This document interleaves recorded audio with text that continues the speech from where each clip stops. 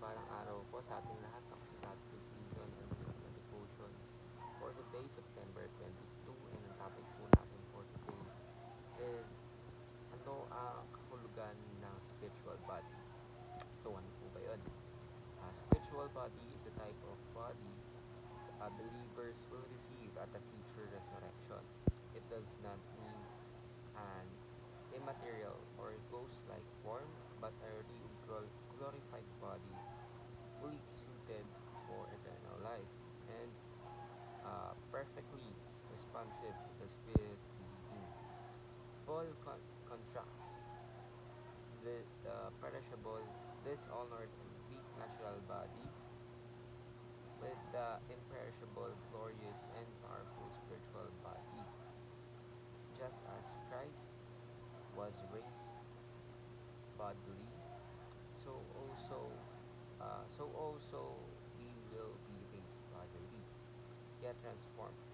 Our hope is not in escaping the body, but in receiving a renewed, incorruptible body that will never again be subject to sin, decay, or death. Ang ating scripture for today is 1 Corinthians chapter 15, verse 42 to 44. So, will it be with the resurrection of the dead? The body that is sown is perishable.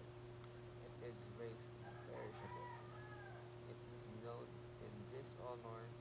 It is raised in glory. It is sown in weakness.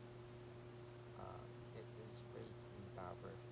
It is sown a natural body. It is raised a spiritual body. There is a natural body. There is also a spiritual body. So sa Diyos po lahat ng papurian. So, ang ibig sabihin na po nito ay, of course, ngayon tayo po, mga tao, we have a imperfect body. Pero dahil nga po sa pagdating ng ating Panginoon sa pagkamin, ay of course, lahat po tayo ay magkakaroon ng renewed body or yung perfect body. Kumbaga yung spirit natin ay magkakaroon na po ng new body para yung new body na po yung is nakakapag-keep up or align dun sa ating spirit.